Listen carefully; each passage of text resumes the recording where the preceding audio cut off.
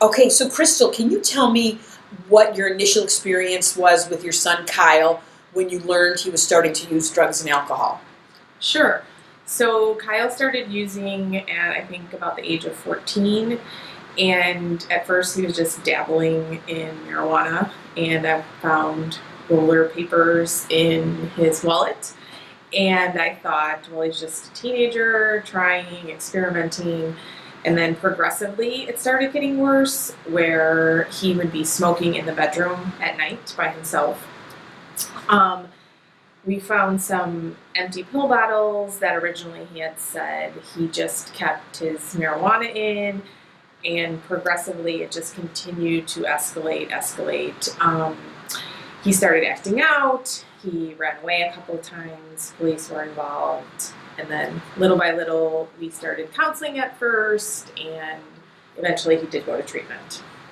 And what did it take for you to realize, I think we need more than counseling? Or, like you said, so many parents, particularly it starts with marijuana or alcohol, they want to minimize or almost dismiss that, hey, everybody experiments.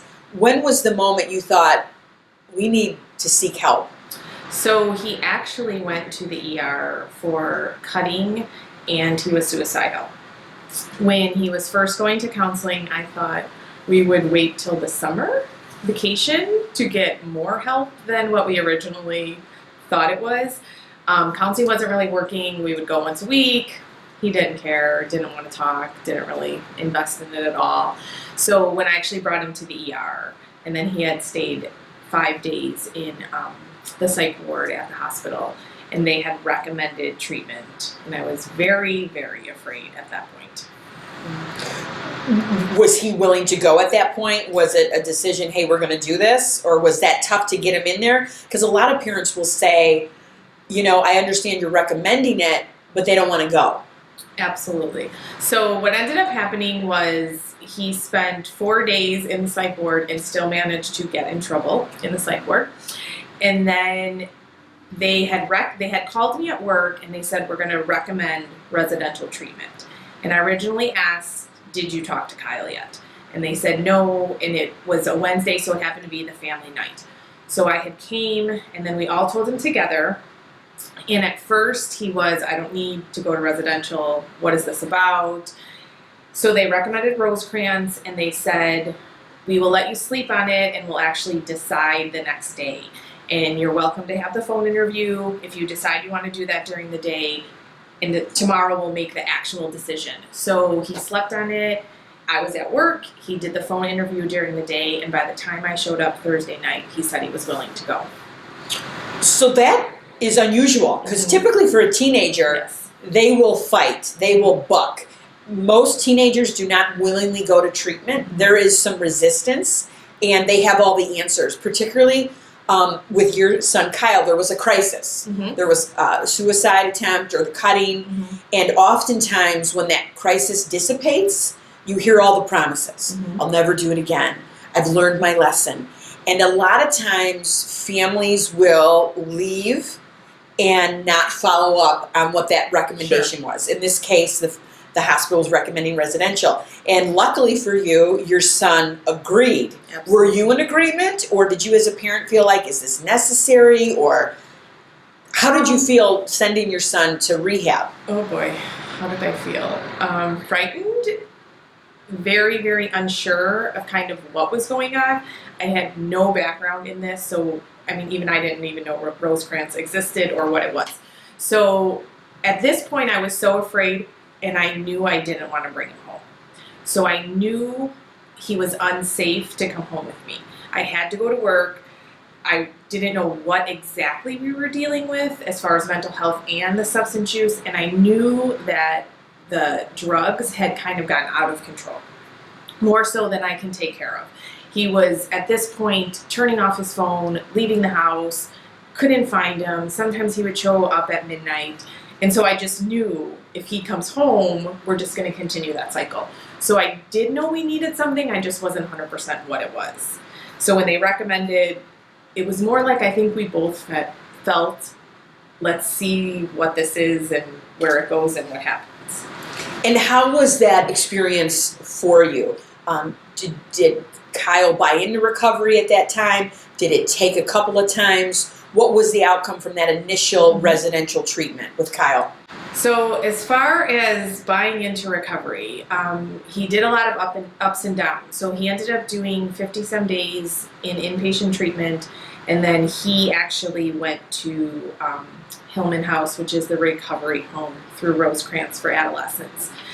He knew he couldn't come home after his stay in treatment. He actually made the decision to go to the recovery home. However, he wasn't wonderful there. He did AWOL 2 times while he was there. He still wasn't really sure what this all meant. He was listening, but kind of like, how do I still test the limits? What does this mean? So he didn't have an easy road by any means. He definitely was still very troubled. He did attend high school while at Hillman House, so he was able to learn some life lessons. He had gotten a sponsor, things like that, but he has never relapsed, and he's been sober for 3 years. Wow. And I want to point out that the experience is pretty typical of what you're describing, Crystal, with Kyle. You kind of buy into it. You go to the sober living, but then he went AWOL. I mean, these are still adolescents. Absolutely. They're still impulsive. Absolutely. They're still invincible. They're still in this life stage trying to figure out who they are, who they want to be. That's the biggest question they're trying to ask themselves in that psychosocial developmental stage. And Absolutely. who am I aside from my family? And what do I want to be? And what do I believe instead of my mom telling me to don't smoke and drink? So a lot of those are some pretty challenging questions. I do think a lot of people don't know, too, that oftentimes it is necessary to have the recovery home. Absolutely. And a lot of people don't want to hear that. It's like a lot of times the adolescents are ready to come home. Look, I did my 30 days. I did treatment. I'm ready to go. The problem is many of them aren't ready to go. Absolutely. Because what they're going back to is the same people, places, and things. And if nothing changes, nothing changes. And it's tough. And interestingly, we did our most family work when he was in the recovery home. So while he was in treatment, I did every single Wednesday, and then we had our visits on Sunday. Wednesday was with a counselor. But I would say none of our actual kind of family dynamics and issues were addressed until he went to the recovery home. And that's when, as a family, we did the most amount of work. And I was very nervous for him to stay, and it was harder for me to say yes to the recovery home than for him. And I'm part of any solid treatment is family treatment. Without a doubt. Many people want to say that, hey, fix my loved one. And when my loved one's fixed, everything's great. And what oftentimes people don't want to hear is this is a family issue, and families get sick in this whole process of addiction. Did you, when you first heard that message at Rosecrans, because I know you heard it, what did that sound like to hear I'm part of the problem and what can I do differently? What was that like? What I remember the most about the weekend, because it's very overwhelming. So your loved one, especially in the adolescent wing, so typically they're there 30 days and then you have this family weekend, Friday, Saturday, Sunday. You're still kind of grappling with my kids in rehab. And I'm trying to think if I don't even think I told my family at that point, other than my parents and a few people I was close to, but it wasn't everybody knew what was going on. So you're overwhelmed that weekend because you get flooded with information. You do some role playing. Adolescents are with you for a little bit and you kind of work with them. But I kept hearing over and over, is my kid going to be fixed? Is my kid going to be fixed? And then, the counselors and stuff would say, well, this is a family issue, not just is my kid coming home and going to be fixed. And I left that Sunday, and I have a 2-hour drive from Rosecrans, and the whole entire time I thought, well, what if he's not broken? And what if we have to just figure out how to get him healthy? And so then that's when, from there on out, we just worked as a family. And the best thing they ever told me in Hillman House, his counselor said, stop reacting to him emotionally. He knows what to get from you, and he only says these things to you. He doesn't say them to anybody else.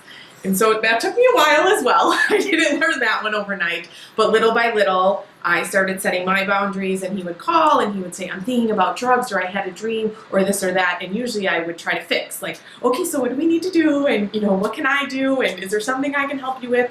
And I just said, Did you talk to a counselor? Did you call your sponsor? What do you need to do?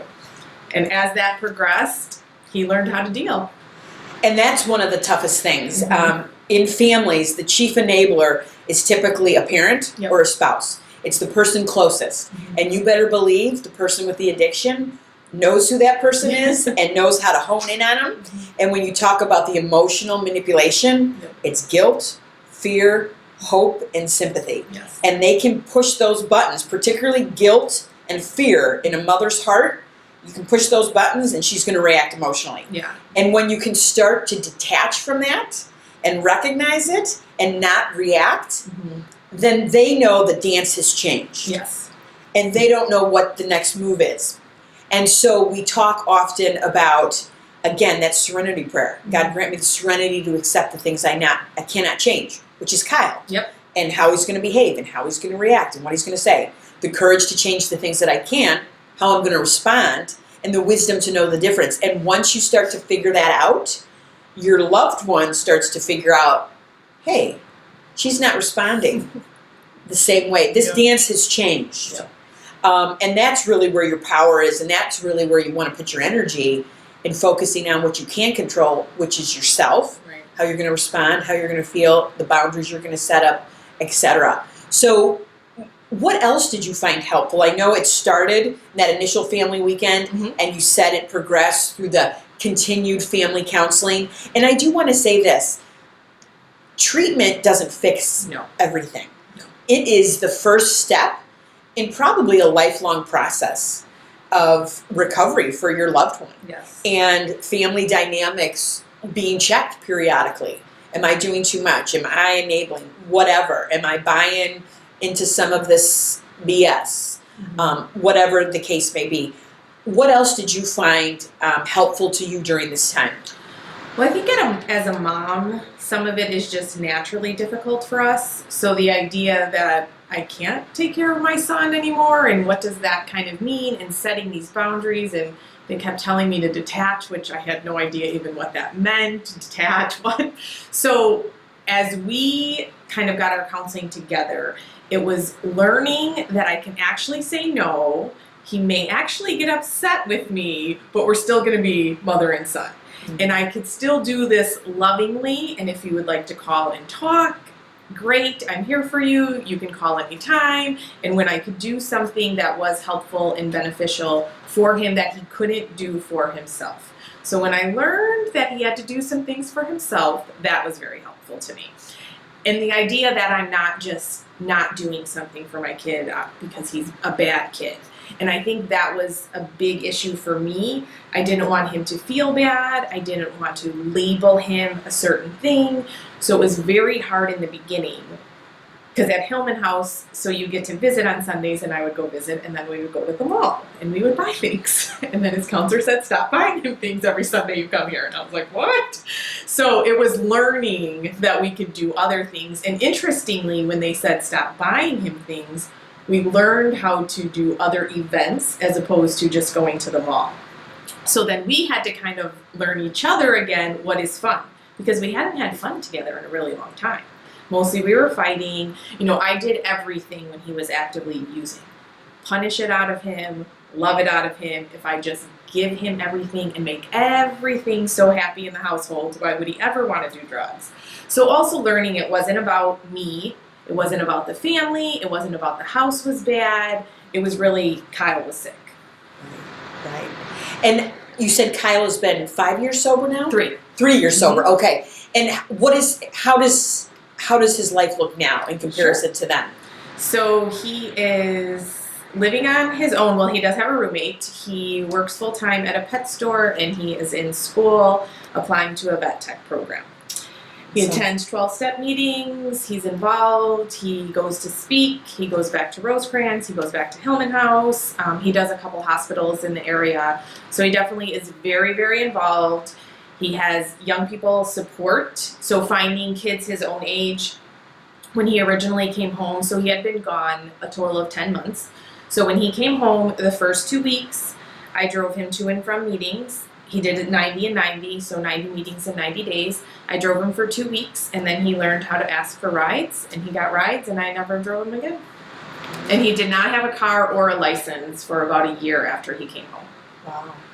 Was that by choice? Was that a boundary set up? Or? Well, he hadn't had a license prior to. So he went in at 16, came out at 17. And then it was basically, let's see how this goes. You know, he had to learn how to live at home. We didn't necessarily, we had a contract when we first left Hillman, but we didn't necessarily know what this looked like, what it meant. So figuring out little by little, so getting a license and all of that was actually a step. So it took about 9 months to a year to actually get that progress, that going to try and figure out, okay, there's enough trust, he definitely is responsible enough, he's making some right decisions. So I didn't have a time frame, but that's kind of just how long it took. Right. And I think it's great that it was a progression because a lot of times our loved ones come out of rehab and they expect our immediate trust. Yes. Give me the car keys, give me my phone, and see you later, I'm out the door. Yes. And I tell families all the time, trust is earned. Yes. And trust comes with accountability. Mm-hmm. And so it's little by little as that builds up. But many people feel like they want to reward them because they did treatment. Correct. But oftentimes that could be the worst thing you could do. The freedom and money, handing somebody that's had an addiction, Absolutely. cash, money, a credit card, access to debit cards, and just the independence to go drive and do what they want. Those things are privileges and need to be earned, and they come with accountability. Yes. So if I give you $20, I want the receipt. You're not just going to ask me for $20 and I'm not going to see a receipt of where it went. Yeah. But those are learned things, and that is something families oftentimes have to do progressively. Right. Now, I know you got involved in a support group. Was that one that you started, or talk to me about that? Sure. So originally, I am in the far, far suburbs, and I was going to Naperville for Rosecrans support group, Parent Cafe, for probably about 6 months.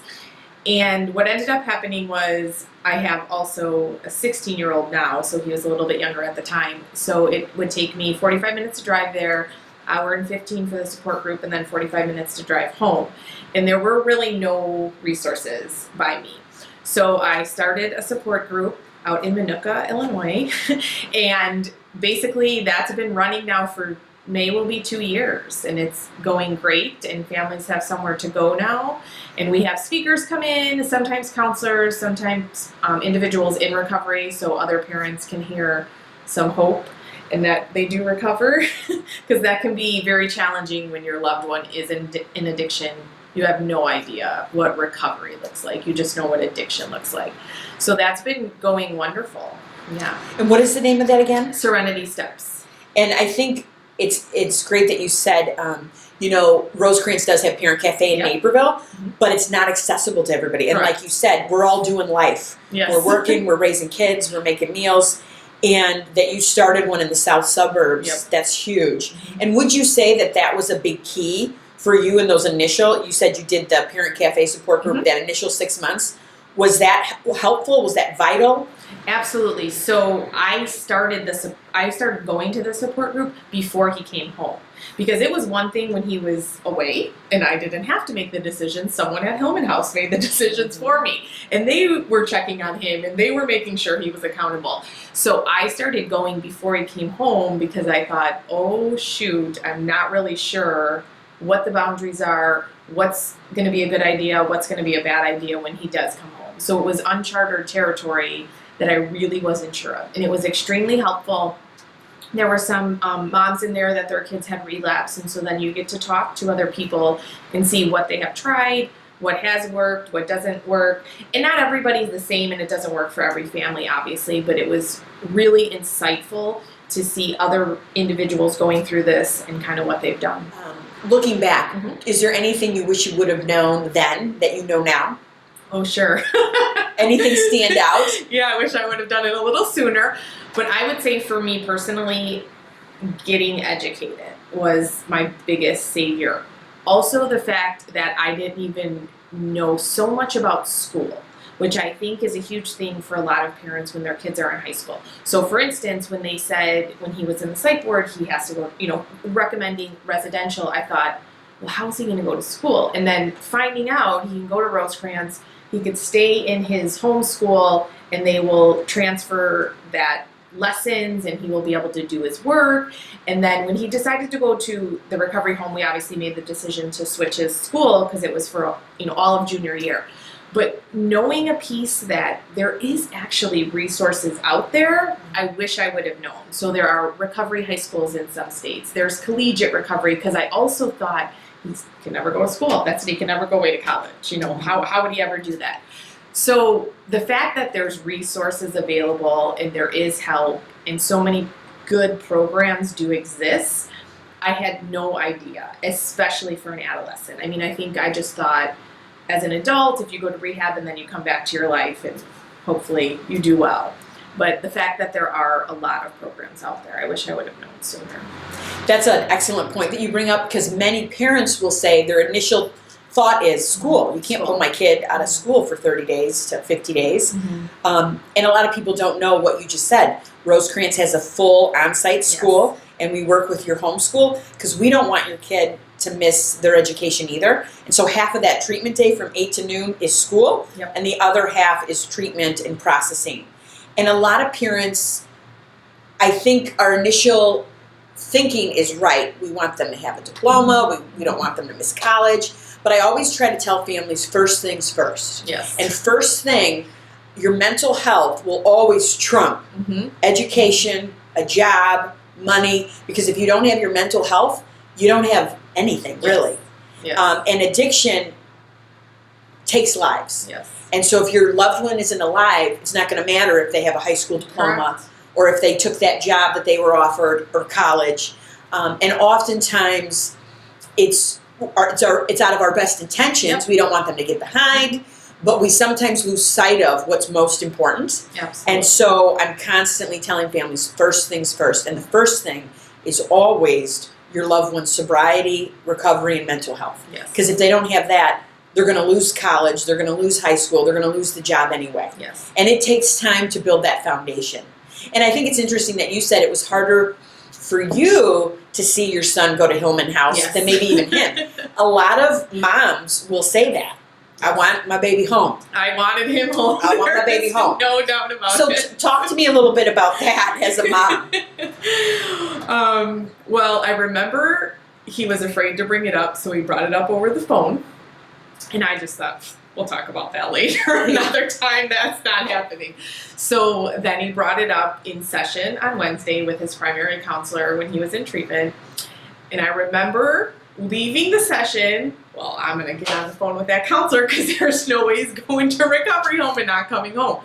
So I, of course, called the next day because we're in charge, moms. We know what we're doing. So I called the next day and he said, if Kyle's making this decision, I think you should give it some thought. It's really a great opportunity. You can go visit to set your mind at ease. I can, have you interview with some of the kids, that sort of thing. So I was still like, okay, nobody's listening to me now. I'm just going to bring my son home. So Kyle kept talking about they would have the kids from the house come speak in treatment. And Kyle kept talking about, I know that I'm not ready. Everything everyone talks about, I don't have the foundation to come home. We had actually only been in Minooka a little bit. So he hadn't used there too much. Most of his using was in a different town. But he kept saying, I don't know what to do. I don't know how to do this recovery thing. And so little by little, they were kind of giving me suggestions and the outcome.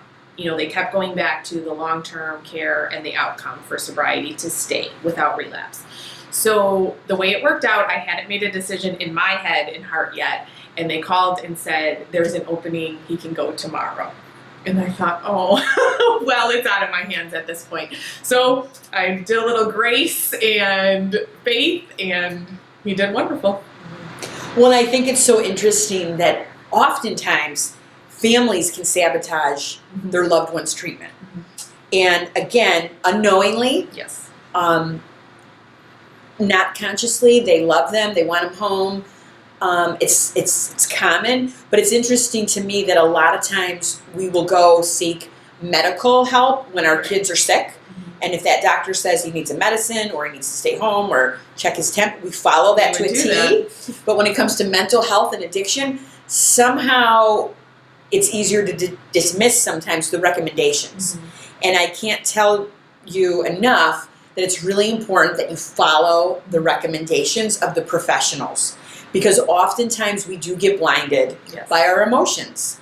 It's very common. And I'm not saying every professional out there is given the best advice, Sure. but there can be some bad advice given, but always go to a professional you know and trust, and then follow their advice. Absolutely. Because if you don't trust them, you shouldn't be with them to begin with. Correct. But follow that advice as much as you can, because again, they know, and our emotions get in the way oftentimes. Absolutely, because you just want to take care of your loved one, whether it's your child or not. I mean, bringing him home was a big deal to me, and it was like, okay, so he's done this. He's done the program. He should know what to do now. But there is so much more to it than that, and so much that they have to work out themselves. And I think adolescence is obviously another trying time, and they have so many emotions. And I do remember some family members would say to me, well, what do you mean he's going to leave school? And just like the thought of not being in school. And I kept thinking, well, he's really not making it at his school right now, to be honest with you. He's failing every class. He's getting high before school. He's getting high during school. He's getting high after school. So I can't tell you, I lived in the dean's office that year. So I thought, well, how is this better than actually getting him help?